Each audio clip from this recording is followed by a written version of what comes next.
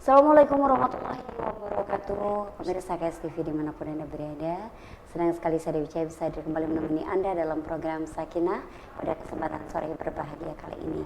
Puji syukur karena sebentar lagi kita juga akan menapaki tahun baru Islam. Tentunya akan banyak hal yang semakin menarik.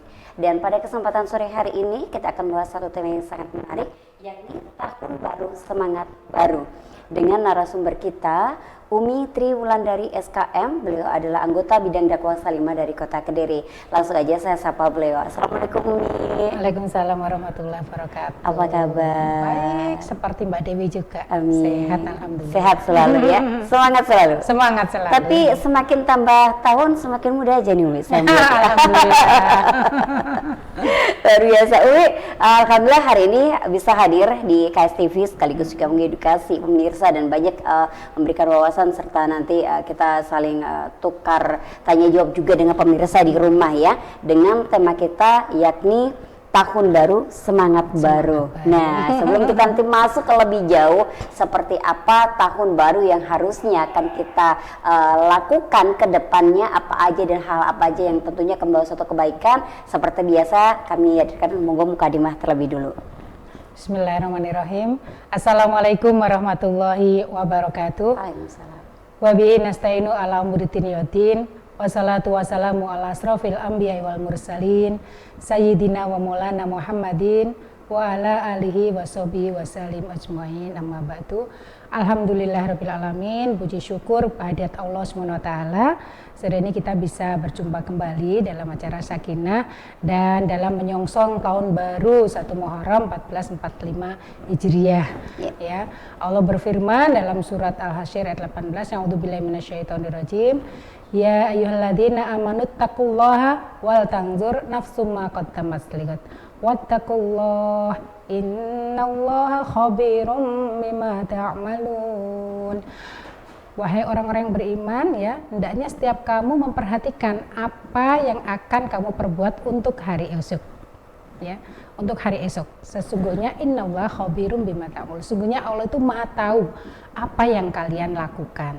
Jadi hari esok ini tentu saja bukan hanya tahun baru ke depan, bukan hanya besok hari, tapi tentu saja juga dalam perspektif lebih panjang lagi, lebih dunia abadi yang akan kita huni, yaitu untuk akhirat kelak. Kita mempersiapkan apa untuk hari esok ini. Saya kira ayat ini juga relevan dengan persiapan tahun baru kita, bagaimana kita nanti mengisi tahun-tahun di depan yang insya Allah ketika kita masih diberi nafas oleh Allah SWT, kita mengisinya bagaimana, apakah resolusi yang kita buat, apakah kita menjadi semakin baik atau semakin buruk. Karena orang yang beruntung adalah orang yang hari esok lebih baik daripada hari ini. Orang yang rugi adalah orang yang hari ini sama dengan hari kemarin, dan orang yang celaka adalah yang hari ini lebih buruk dari hari yang kemarin.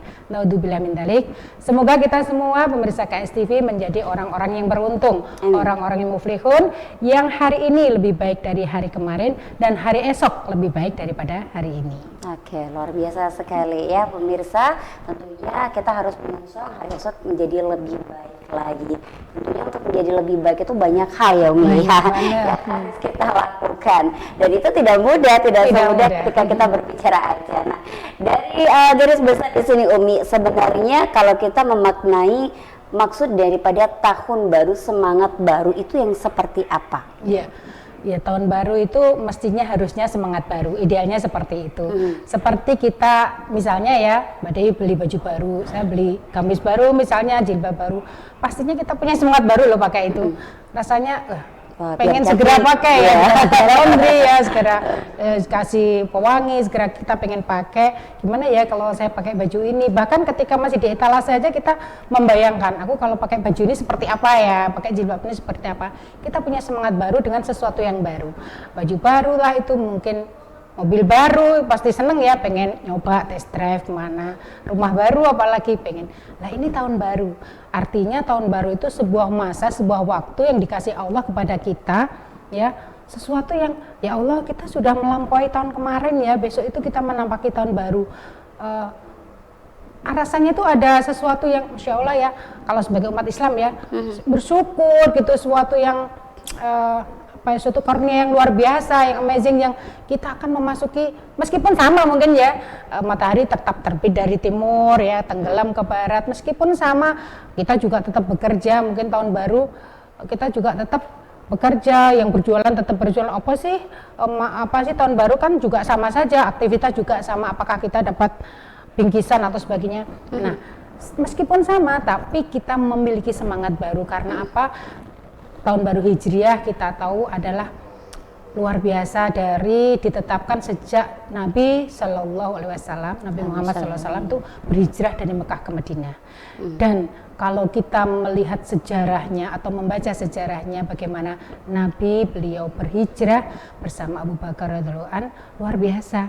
Kalau zaman sekarang mungkin yang sudah umrah atau haji sudah tahu ya, dari Mekah ke Madinah itu perjalanan gampang kan, naik bis ya atau naik kereta. Sekarang ada cuman setengah jam atau 1 jam naik kereta yang cepat itu, atau naik bis itu 6 jam. Gampang ya, jalannya aspal gitu ya, tapi kanan kiri gunung batu. Nah, zaman dulu Nabi itu berhijrah dari Mekah ke Madinah dengan jalan yang tidak dilewati manusia karena dikejar kaum Quraisy, kaum yang kufar yang mau membunuh Nabi Muhammad SAW dengan sahabat beliau Abu Bakar radhiyallahu an.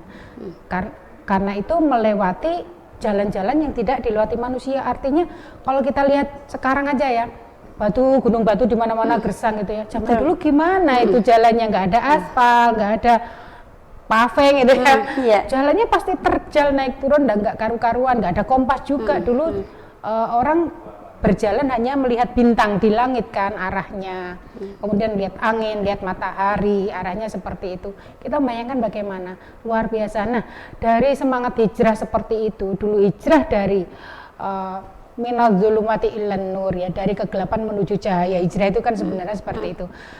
Bukan dari kegelapan di Mekah itu gelap, enggak, tapi di Mekah itu waktu itu belum banyak yang menerima dakwah Nabi Muhammad SAW. Mereka memusuhi Nabi, bahkan mau membunuh. Ketika malam mau hijrah, Nabi Muhammad SAW itu kan dikepung rumahnya oleh kaum Quraisy, dikepung biar tidak bisa keluar, maunya dibunuh. Tapi Nabi Muhammad SAW dilindungi Allah. Kemudian Ali bin Abi Thalib, sepupu beliau itu, disuruh tidur di tempat tidurnya dan berselimut dengan selimut Nabi. Kemudian beliau keluar ya, dengan izin Allah beliau keluar. Penjaga ini semua tidak menyadari beliau keluar ya, mungkin ditidurkan Allah ya. Kemudian keluar menuju Gua Sur dengan Abu Bakar radhiyallahu an. Ketika para pengepung ini masuk ke dalam rumah, ternyata yang didapat bukan Nabi, tapi Ali bin Abi Thalib. Sehingga tidak jadi bunuh dan mereka kecewa dan mereka mengejar. Dan Nabi bersembunyi di gua ini selama 3 hari. Bayangkan proses hijrah ini seperti ini. Kita sekarang umat Islam, alhamdulillah, kita mau sholat tidak ada yang memusuhi. Kita mau merayakan tahun baru Islam semoga apapun juga tidak ada yang memusuhi ya. Kita mau puasa, mau berhaji, mau umrah, sekarang semuanya mudah. Jadi hal-hal ini yang membuat kita harus bersemangat, bersemangat menjadi umat muslim. Bagaimana dahulu Islam itu ditegakkan, begitu luar biasa perjuangan Nabi Muhammad SAW dan para sahabatnya untuk menyebarkan Islam ini hingga sampai ke bumi kita ini, ke Indonesia ya. Jadi perjuangannya awal hijrah yang luar biasa seperti itu, kita tinggal menikmati. Kenapa ketika kita momen tahun baru hijrah kemudian mengingat bagaimana sejarahnya waktu awal hijrah, kenapa tidak membuat kita semangat? Pastinya harus membuat kita semangat. Karena apa? Ya Allah, alhamdulillah saya sekarang tidak harus seperti dulu dikejar-kejar musuh untuk hanya sekedar melaksanakan Islam, harus setelah bersyahadat dikejar-kejar mau dibunuh. Sekarang orang bersyahadat di mana-mana tidak ada yang membunuh kan? Ya. Alhamdulillah. Jadi disyukuri dulu, kemudian kita juga mensyukuri akan Islam ini yang kita laksanakan sekarang mudah, dan kita di negeri yang aman, Indonesia, yang toleransinya tinggi, yang alhamdulillah, apalagi di kota Kediri ini ya, aman, alhamdulillah ya. Jadi kita bersyukur atas hari-hari yang sudah diberikan Allah kepada kita. Hari-hari kemarin itu kita syukuri, karena kebahagiaan itu dua sebenarnya. Kebahagiaan itu ketika kita tidak bersedih apa yang sudah terjadi. Mungkin yang kemarin tuh, kemarin kok saya ini kurang berhasil, kurang sukses, kok banyak kesalahan dan sebagainya. Kita tidak terlalu bersedih dengan kegagalan kemarin. Kemudian kita tidak terlalu khawatir dengan masa depan. Karena Allah sudah mengatur semuanya. Asalkan kita lurus ya, kita isi hari-hari kita dengan semangat baru, dengan semangat berhijrah, senantiasa memperbaiki diri dari setiap detik, setiap menit, setiap tahunnya kita berusaha memperbaiki diri. 1 jam yang akan datang saya harus lebih baik dari sekarang. Besok saya harus lebih baik dari sekarang. Dalam hal apapun, kita berprestasi apapun, kita belajar, kemudian terutama dalam hal ibadah. Sehingga kita melaksanakan menjalani hari-hari itu happy karena gitu ya. tidak terlalu bersedih dengan yang kemarin dan tidak terlalu khawatir, stres dengan masa depan.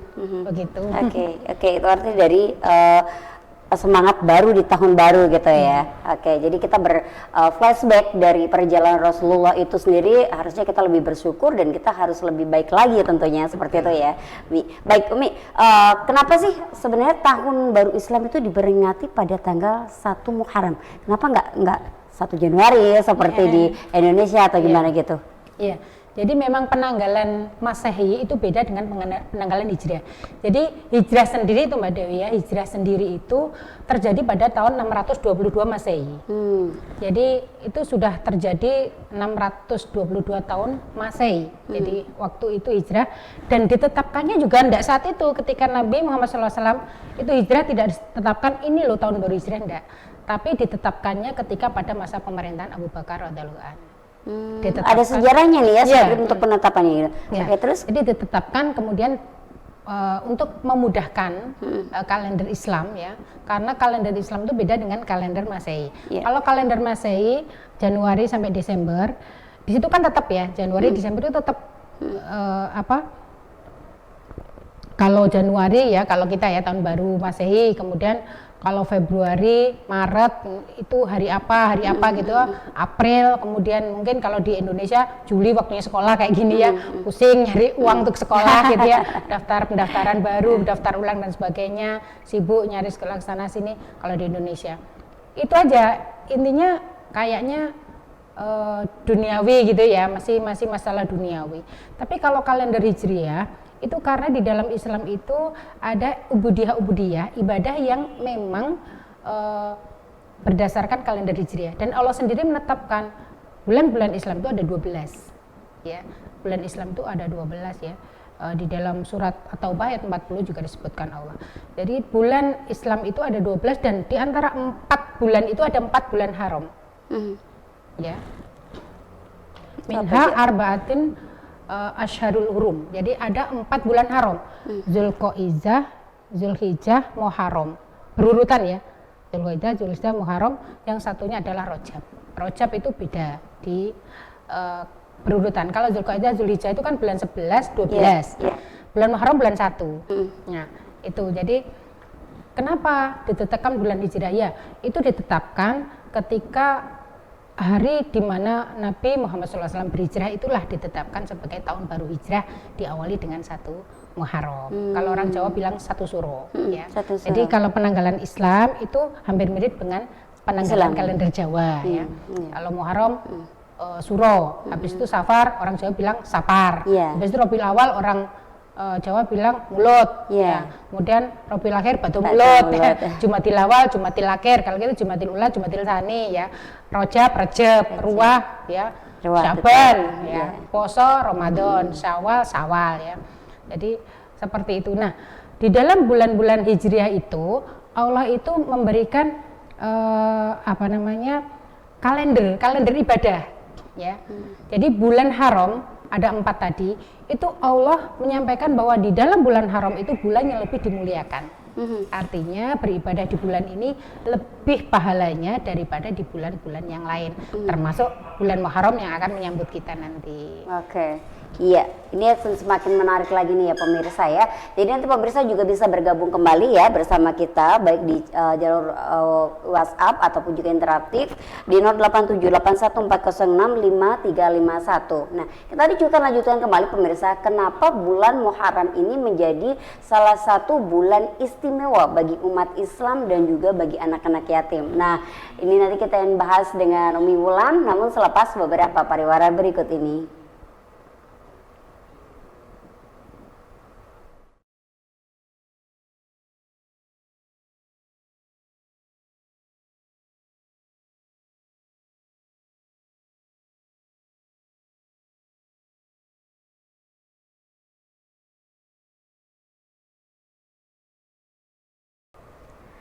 Tahun baru, semangat baru yang masih menjadi tema kita pada kesempatan sore hari ini pemirsa dalam program Sakinah, dan saya masih ditemani oleh Umi Ulan yang luar biasa. Beliau itu ahli dakwah dari Jawa dulu, waktu saya masih duduk di bangku SMA sampai sekarang saya jadi emak-emak. Saya selalu ya Umi ya. Iya. Oke, kita lanjutkan kembali nih perbincangan kita. Nah, bulan Muharram ini memang salah satu bulan yang dimuliakan oleh Allah seperti yang tadi disampaikan Umi ya. Ini kenapa kok dipilih sebagai bulan yang istimewa bagi umat Islam, dan juga di situ digarisbawahi bahwa ini adalah bulan terbaik atau bulannya anak-anak yatim juga. Kenapa nih? Iya, memang bulan haram itu memang bulan dimuliakan, di mana kata haram itu kan diharamkan ya, nggak boleh ini, nggak boleh itu ya. Bulan haram itu nggak boleh berperang, nggak boleh membunuh, nggak boleh, sebenarnya nggak boleh semuanya gitu, nggak boleh melakukan segala kemaksiatan. Bukan berarti di luar bulan haram itu boleh, tapi di bulan haram ini kemaksiatan dosanya itu lebih banyak juga. Begitu juga ketika kita banyak beribadah, maka nilai pahalanya itu juga lebih banyak. Maka di bulan haram ini kan banyak ya, kemudian kita menyantuni yatim. Karena apa? Kita mendapatkan itu tadi pahala yang lebih banyak. Ya mungkin nggak apa-apa menyantuni di luar bulan Muharram, tetapi di bulan Muharram ini pahalanya lebih banyak. Kan kalau kita misalnya datang ke suatu mall, di situ ada diskon 90%, besoknya nggak diskon, kan kita milih yang diskon ya, milih yang dapat banyak kan barangnya ya, mungkin atau beli satu gratis dua gitu, kan kita milih yang itu, besok sudah habis. Atau bulan depan itu beli satu gratis dua, atau sekarang tuh yang terkenal flash sale misalnya, yang umpamanya seperti itu, ada flash sale nanti 77, sekarang 77 ya? 77, pas hari ini 77, diskonnya super gede. Nampak banget kalau mama 80% ya. Nampak kalau mama suka ngeklik ya. Kalau misalnya 77 gitu ya, nanti malam jam 12 itu sampai ada nggak tidur itu ya. Karena apa? Bisa kadang harga itu Rp1 itu, Rp2, padahal itu sebuah iPhone misalnya, cuman Rp1 rela nggak tidur untuk dapatkan itu. Nah, kita di bulan Muharram itu Allah itu memberikan luar biasa pelipat gandaan pahala. Nah, sekarang bulan Zulhijjah ya, sekarang ini juga bulan Muharram loh ya. Jadi bulan Zulhijjah ini juga bulan haram, bulan besar kan, ini bulan orang haji ya. 10 hari pertamanya kemarin yang sangat mulia, kita puasa dan sebagainya, banyak berzikir. Sekarang pun masih waktu-waktu di bulan haram, jadi kita banyak berzikir, dan bulan depan kita masih masuk bulan haram juga, yaitu Muharram. Jadi kenapa? Ya karena itu memang Allah yang menetapkan ya. Allah yang menetapkan, sudah hukum dari Allah seperti itu. Allah menetapkan dari 12 bulan ini 4 yang namanya bulan haram. Dan itu memang sifatnya manusia itu seperti itu. Saya katakan tadi loh, kalau kita dapat flash sale itu kan rela nggak tidur, rela ini ya. Soalnya saya dapat cerita dari teman-teman tuh rela nggak tidur gitu loh. Kalau saya sih ya nggak pernah nungguin flash sale sampai Rp1 itu. Padahal tadi kan 1 banding berapa puluh ribu juta gitu ya. Betul. Jadi kayaknya kita itu juga menunggu momen-momen seperti ini. Kita menunggu, ya Allah kapan ya datang bulan haram, kapan ya ketika saya itu beribadah, saya itu mendapat pahala yang lebih banyak. Kemudian pahala itu apa sih? Karena sifatnya kan abstrak yang kelihatan. Tapi kita yakin sebagai umat Islam, kita yakin kita ini nabung untuk apa? Ya gampang-gampangnya menabung membangun istana di surga gitu ya, properti di surga. Kalau sekarang membangun istana di sini itu, kalau misalnya nabung nggak nutut ya, biasanya orang kredit kredit kemudian nyicil.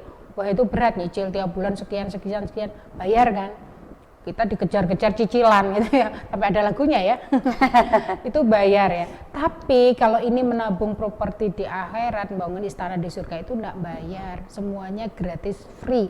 Hanya waktu kita, apakah kita perbanyak untuk zikir, untuk menyantuni yatim, kemudian untuk banyak bersolawat, apapun yang itu kalimat thayyibah yang keluar dari lisan kita, solawat, istighfar, hamdalah, tasbih, tahmid, takbir, apapun yang keluar dari lisan kita di saat bulan haram ini, nilainya lebih dibanding bulan-bulan di luar bulan haram.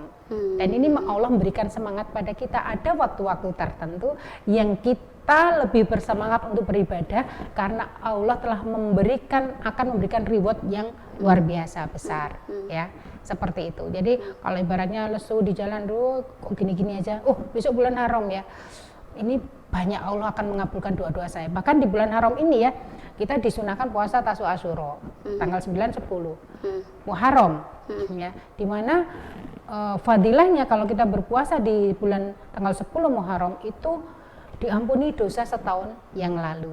Padahal kita juga baru melewati 9 Zulhijjah kemarin ya, yang dimana kita kalau berpuasa di bulan Zulhijjah tanggal 9 Zulhijjah itu waktu orang haji wukuf, kita akan diampuni dosa setahun yang lalu dan setahun yang akan datang. Allah maha baik ya. Akan datang lagi bulan Muharram menyambut kita tanggal 10 ya, tanggal 10 kita puasa, 9 10 ya, kita berpuasa, Allah mengampuni dosa setahun yang lalu.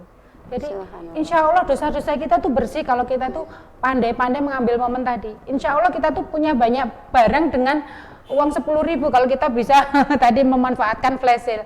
Ya kita memanfaatkan waktu yang diberikan Allah, insya Allah dosa kita bersih, pahala kita banyak, kita bisa menabung properti istana di surga yang kan kita tempati selamanya. Kalau rumah di dunia kita tahu, semuanya tahu. Suatu saat kita akan meninggal, kita akan menempati tanah kecil. Ya, suatu saat istana sebagus apapun orang meninggal nggak dibawa, nggak bakalan dibawa. Mobil sebagus apapun, sebanyak apapun nggak dibawa. Tapi kalau kita menabung properti di akhirat, akan kita bawa selamanya. Akan kita tempati nanti ketika kita menghadap Allah, ketika kita tidak ada lagi orang yang mengenal kita. Suatu saat kan kita meninggal, dilupakan orang. Iya. Nggak mungkin orang tuh ingat terus kita. Bahkan mungkin pasangan kita sudah lupa, sudah reuni dengan teman-temannya gitu ya, anak kita juga sudah dengan kesibukannya masing-masing, tapi kita tinggal sendiri. Apa yang kita nikmati? Ya yang selama ini kita perbanyak ibadah di sinilah yang kita nikmati ketika di alam barzah sampai akhirat kelak, seperti itu.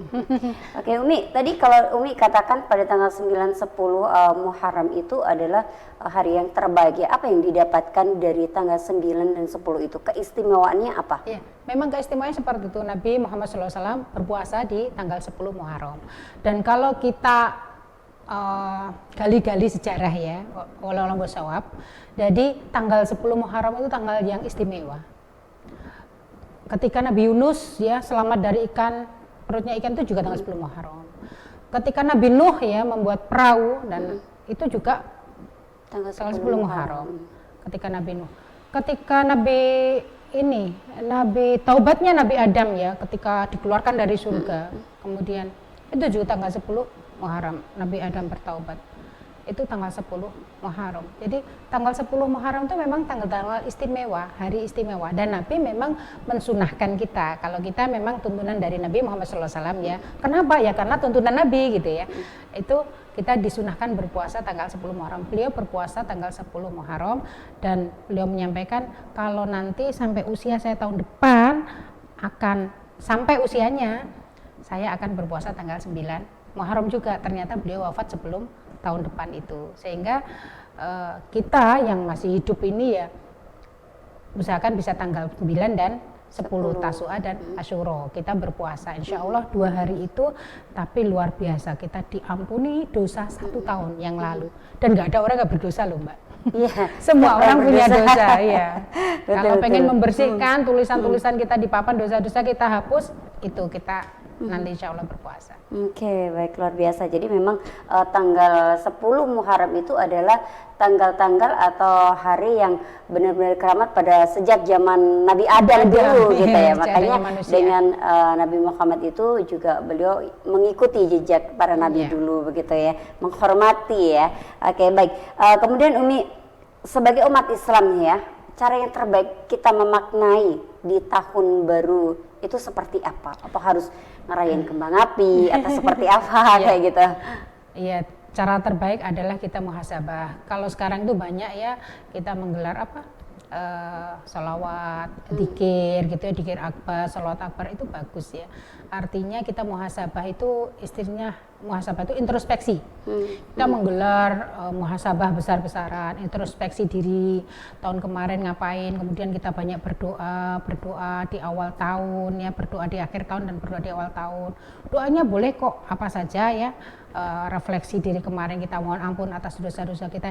Yang terbaik yaitu kita muhasabah, menyesali dosa-dosa kemarin, mohon ampun sama Allah, minta sama Allah tahun depan ya kita diberikan segala sesuatu yang lebih baik ya untuk dunia kita dan akhirat kita. Artinya kalau kita mendapatkan sesuatu yang lebih baik dan Allah mengabulkan, ya insya Allah semuanya akan dituntun Allah menjadi lebih baik. Jadi Allah itu akan, innallaha la yukhliful mi'ad, Allah itu tidak menyalahi janji. Allah itu tidak pernah menyalahi janji. Dan Allah berjanji, ud'uni astajib lakum, berdoa kepadaku niscaya akan aku kabulkan. Berdoa saja. Allah itu sangat suka pada hambanya yang berdoa. Dan Allah tidak suka kalau hambanya itu tidak mau berdoa, sombong. Ya, pernah ada teman itu bilang, saya itu malu Bu, malu saya kalau berdoa itu. Lah kenapa malu? Kok kayaknya saya itu punya banyak permintaan. Kenapa? Lah kamu tuh lo masih butuh, wong pekerjaan juga belum tetap, kemudian rumah juga belum punya. Kok malu berdoa sama Allah? Katanya saya tuh nerimo gitu ya. Ini sering loh saya dengar, dan ini saya dengar sendiri. Saya tuh nerimo gitu ya, apa panduming Gusti Allah, ndak usah banyak minta, nggak usah banyak nyuwun, saya itu malu.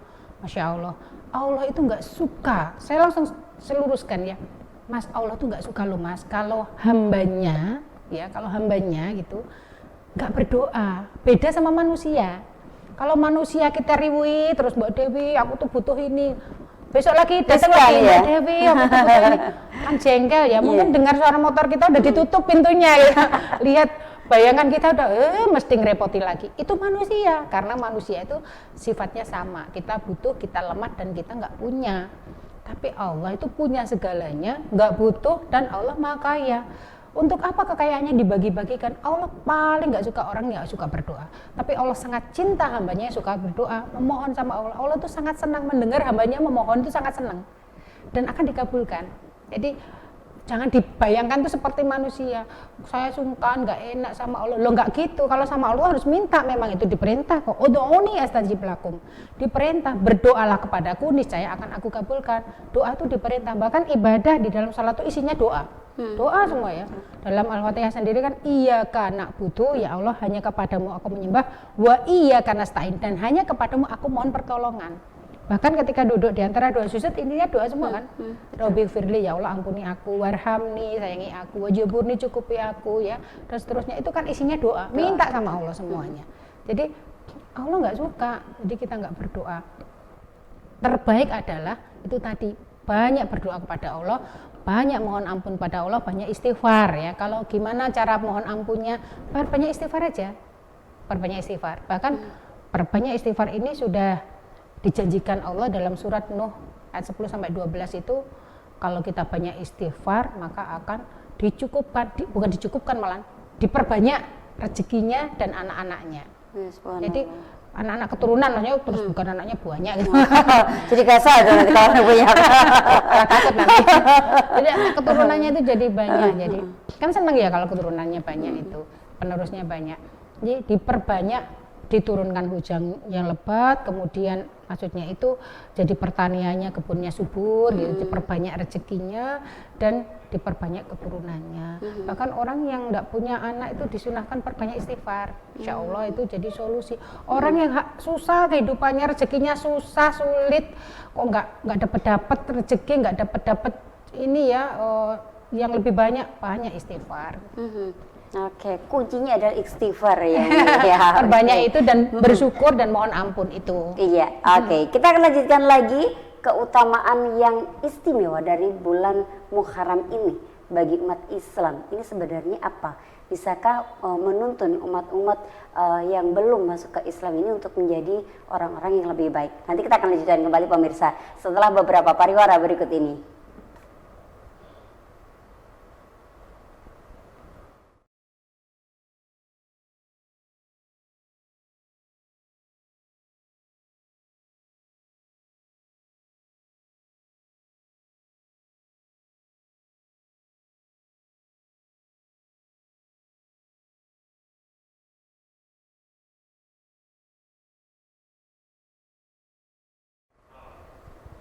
Sakinah masih menemani Anda di sore hari ini pemirsa, dan tidak terasa kita sudah berada di segmen ketiga.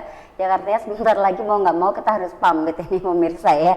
Tapi masih ada beberapa hal yang perlu kita ulas kembali, kita bahas kembali dalam sesi ini, yakni keutamaan yang istimewa dalam bulan Muharram itu apa, serta amalan-amalan apa yang baik yang harus kita lakukan pada bulan Muharram ini, Mi? Ya, jadi keistimewaan amalan yang paling baik kita lakukan itu tadi ya, kita banyak berzikir kepada Allah. Yang pertama zikir ya, dalam Mi, ya? setiap kesempatan.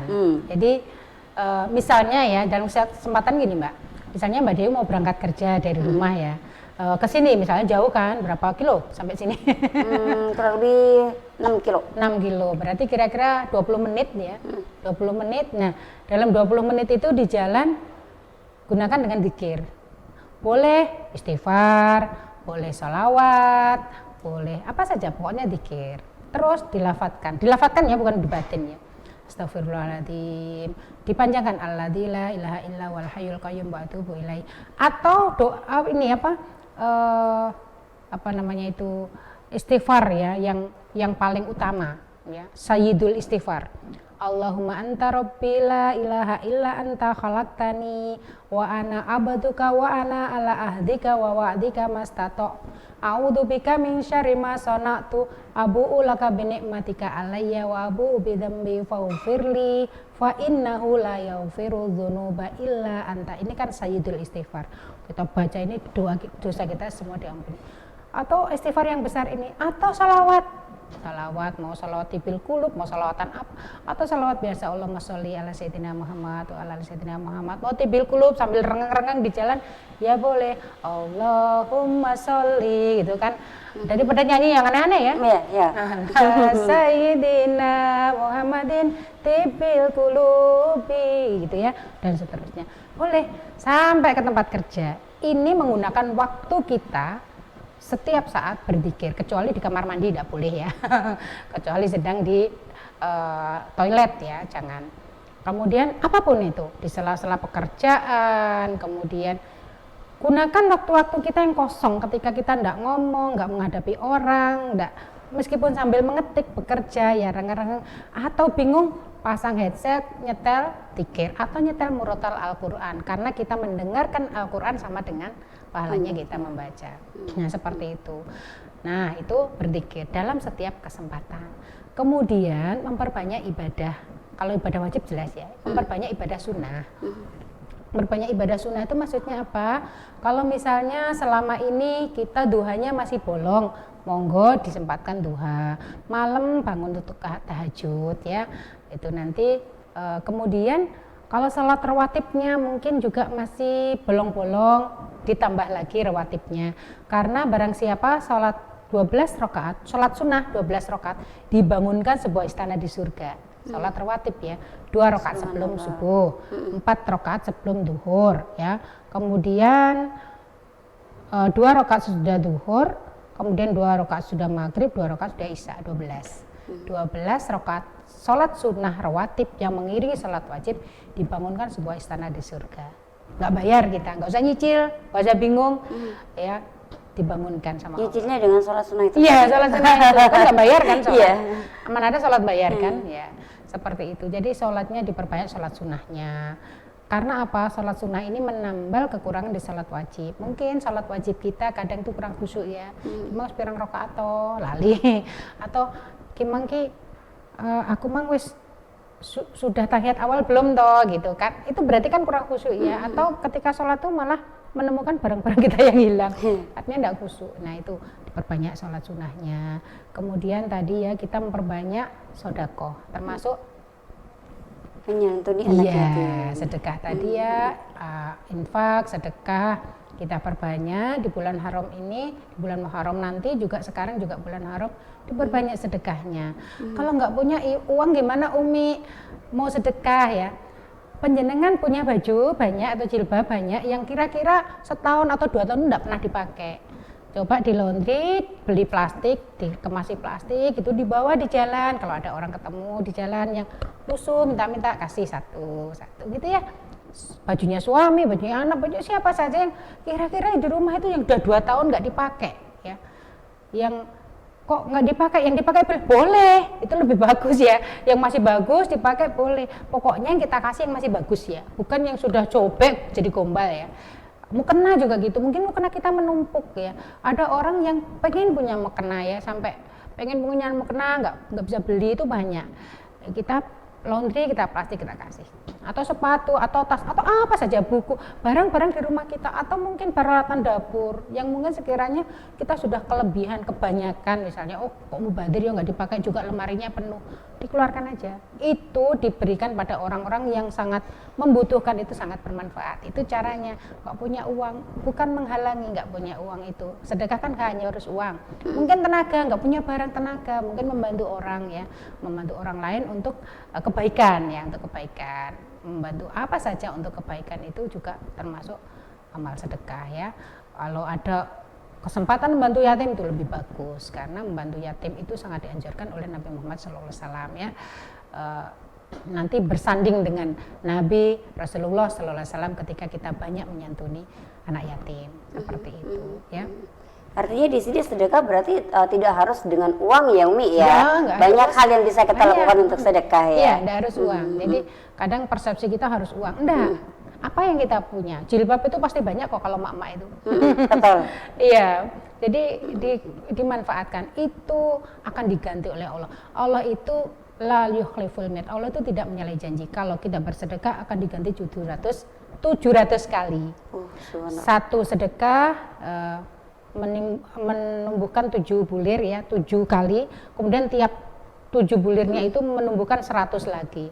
Jadi 700 kali. Ini hitungannya di dalam Al-Qur'an. Sebenarnya Allah juga memberi tidak ada batasnya. Betul. Kalau panjenengan mungkin mengingat-ingat, saya dulu pernah sedekah, kok ternyata sekarang bisa beli mobil, bisa beli rumah, kemudian bisa beli ini itu ya.